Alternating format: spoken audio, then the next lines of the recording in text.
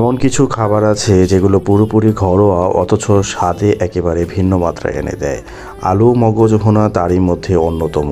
প্রথমে লেবু দেওয়া গরম পানিতে আমরা মগজটা হালকা করে সিদ্ধ করে নেব।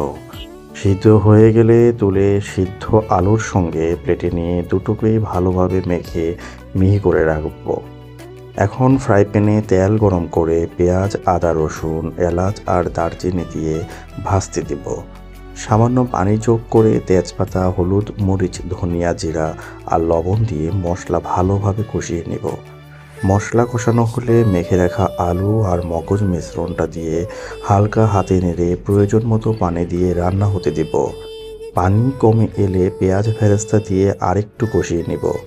শেষে অন্য ফ্রাই প্যানে তেল গরম করে পেঁয়াজ আর কাঁচামরিচ দিয়ে ফোড়ন বানিয়ে উপর থেকে ঢেলে দিলেই আমাদের আলু মগজ ভুনা রেডি।